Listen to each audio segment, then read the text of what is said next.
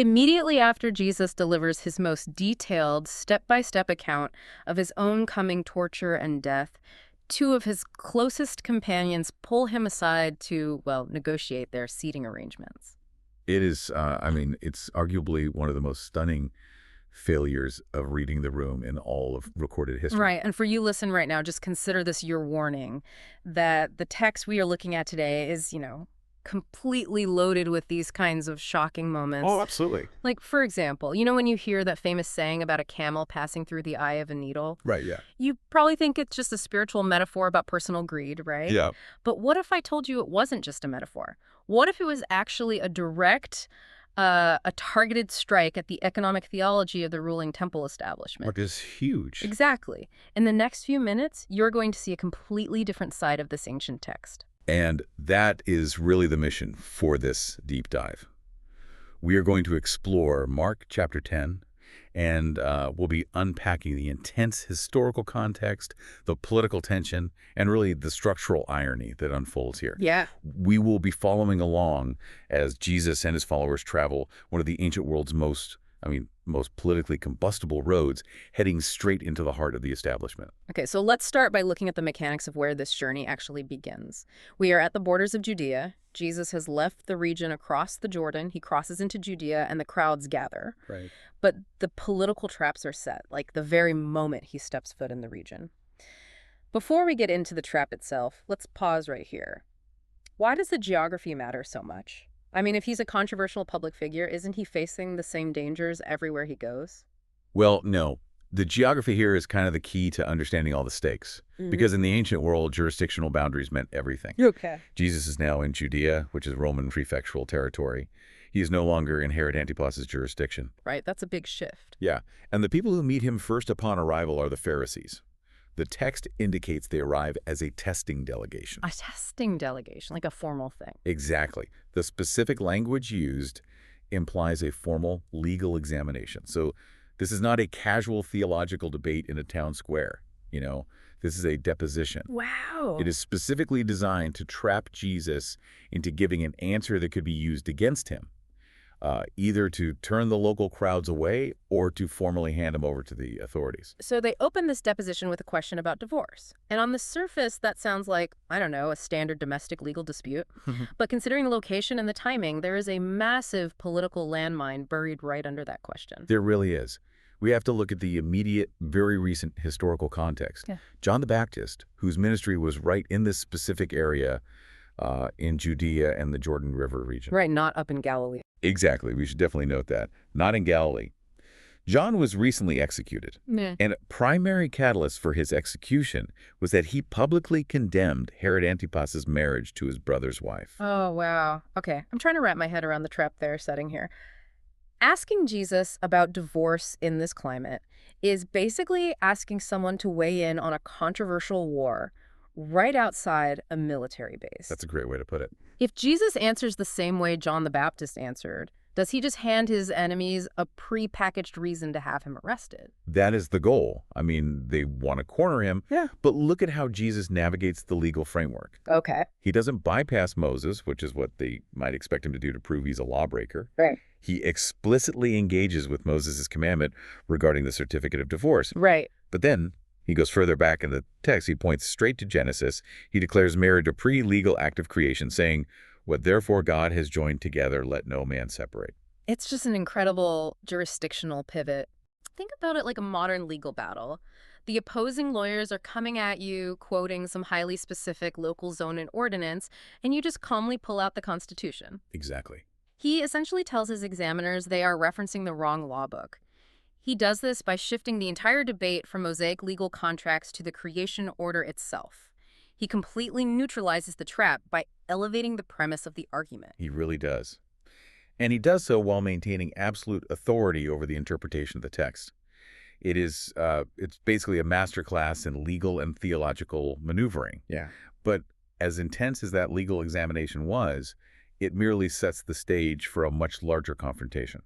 Okay, so he brilliantly sidesteps a political landmine about marriage. Yep. But up next, the confrontation pivots to something even more dangerous, which is money. Right. Why would a seemingly simple interaction with a wealthy seeker leave his disciples completely paralyzed with shock and, How does it threaten the elites running the temple? Well, to understand the disciples' shock, we really have to look closely at the encounter itself. So a wealthy man runs up to Jesus. He actually kneels in the dirt, which shows a level of genuine earnestness. Yeah, that's intense. Right, and he asks us about eternal life. The text specifically notes that Jesus loves him. It is a very tender, pastoral moment. But Jesus tells him exactly what he cannot bring himself to do. Which is sell everything. Yes, sell everything he has and give it to the poor. And the man, who is heartbroken by the demand, just walks away. It's a really heavy narrative beat. The man walks away, but Jesus turns to his disciples and delivers the line we teased earlier. It is easier for a camel to go through a needle's eye than for a rich man to enter into God's kingdom. And the disciples' reaction is what really stands out to me. They don't just nod along and agree that greed is a character flaw. The text says they are stunned. Absolutely stunned. They immediately ask, then who can be saved?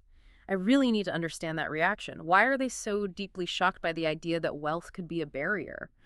If we look at the theological mechanisms of first-century Jewish piety, their reaction makes perfect sense. In that culture, wealth was heavily read as divine endorsement. Oh, interesting. Yeah, it was viewed as tangible proof of God's favor.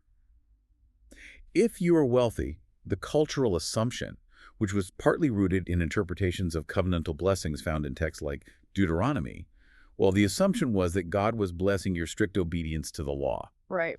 So for Jesus to use the imagery of a camel, which is the largest animal in their region, trying to squeeze through a needle's eye, the smallest imaginable opening, he is declaring that salvation for the wealthy is essentially a categorical impossibility. But hold on, let me push back for a second. The text doesn't explicitly name this guy's faction, right? It doesn't say he is a Sadducee or a priest. Correct. So isn't it a bit of a leap to claim Jesus is targeting the entire temple economy just because he told one wealthy guy to sell his stuff? That's a fair question. But the critique isn't about the specific faction of the unnamed man. The critique is about the theological premise that Jesus is dismantling. Okay, I see. Think about who held the vast majority of the wealth in Jerusalem. The Sadducean priestly families and the chief priests who controlled the temple treasury were very, very wealthy men. Right, the establishment. Exactly. Their wealth was seen as validation of their authority. By making a blanket statement to his disciples that wealth is a massive barrier to the kingdom of God rather than a proof of citizenship in it, Jesus categorically excludes the men running the temple establishment from the kingdom he is building. So he is systematically tearing down the bedrock assumption that prosperity equals piety. Yes. And by doing that, he puts himself on a direct collision course with the most well-funded religious and political elites in the country. He's challenging their fundamental legitimacy. And, that collision course is no longer just metaphorical. They are physically on the road. Which brings us to a massive pivot in the narrative. Jesus just completely dismantled the religious elite's financial theology. You would think the disciples, having witnessed this, would realize he is launching a purely spiritual kingdom, not an earthly political takeover. You would think so. But their very next move proves they are just as blind to his mission as the establishment they are walking toward. The setting shifts dramatically here. They are on the road to Jerusalem. And Mark gives us this haunting, atmospheric detail. Jesus is walking ahead, and the crowd trailing behind him is in a mix of awe and dread.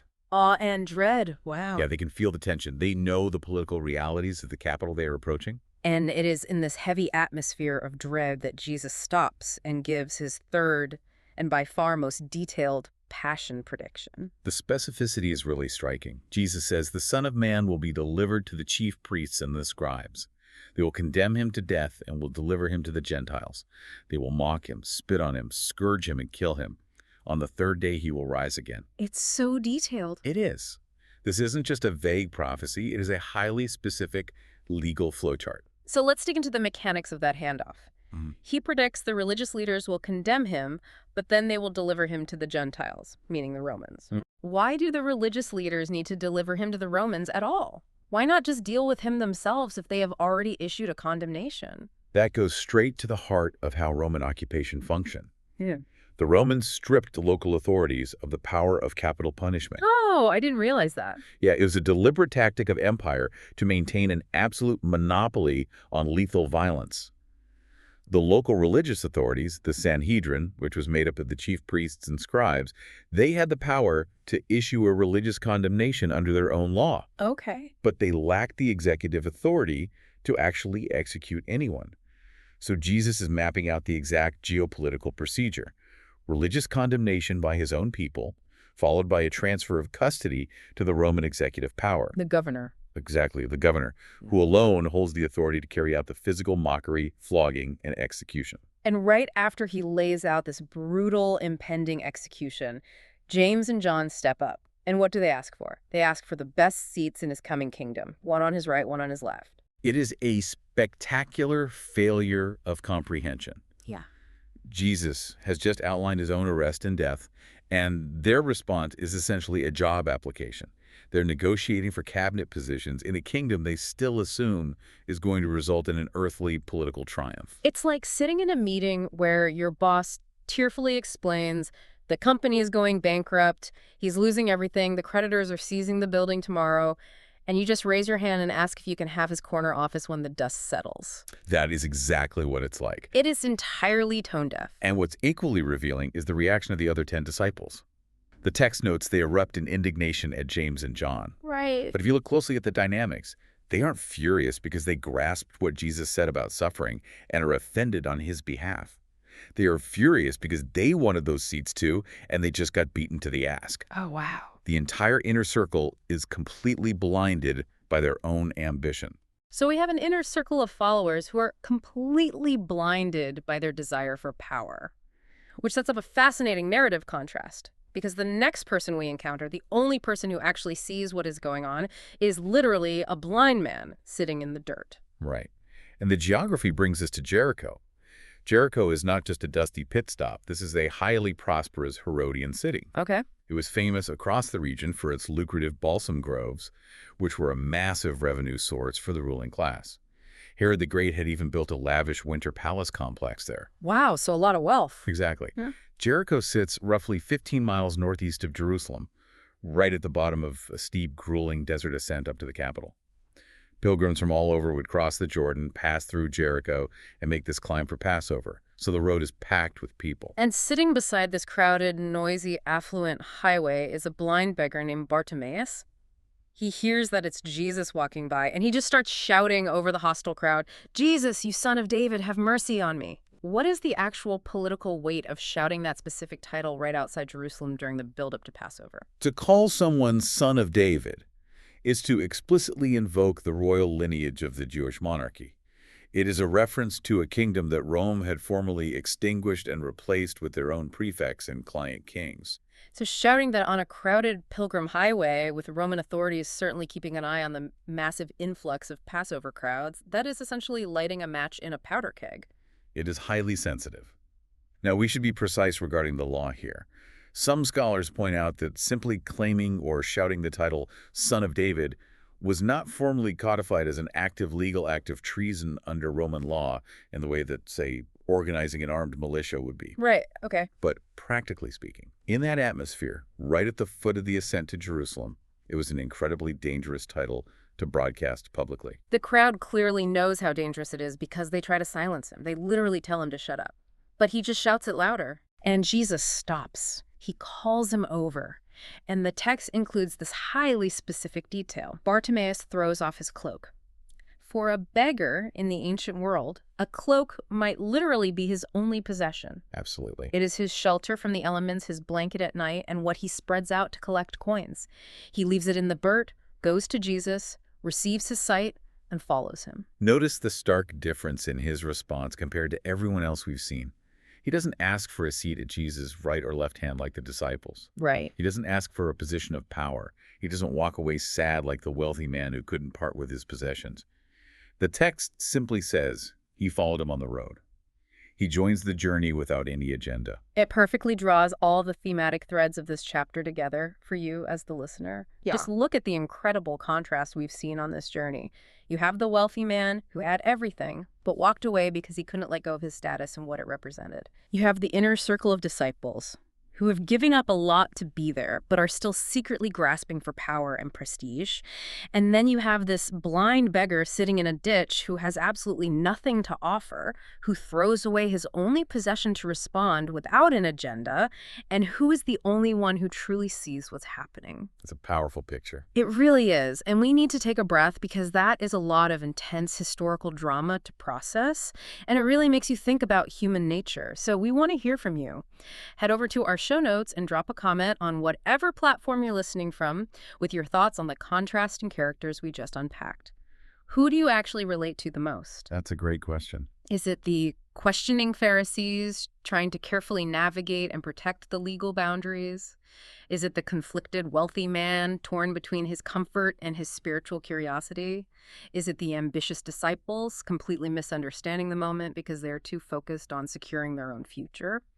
Or is it the bold beggar sitting in the dirt, risking it all just to be heard? Let us know in the comments. And if you enjoyed this deep dive into the historical text and uncovering these hidden layers of tension, make sure to like and subscribe so you don't miss our future explorations. Also, don't forget to check the description below for exclusive links related to today's deep dive. We have covered some dense, highly charged ground today, and the geography tells us that the tension is only going to escalate from here. Yeah, Bartimaeus has fallen in behind Jesus on the road heading straight toward Jerusalem. The steep 15-mile climb from Jericho is over.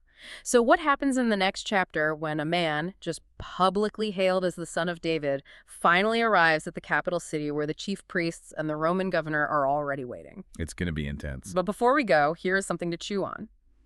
If the only person in this entire narrative who accurately recognized Jesus' true kingship was a blind beggar sitting in a ditch, well, what does that say about where we look for truth today? Are we stubbornly looking for it in the corner offices of power, or should we be looking in the margins?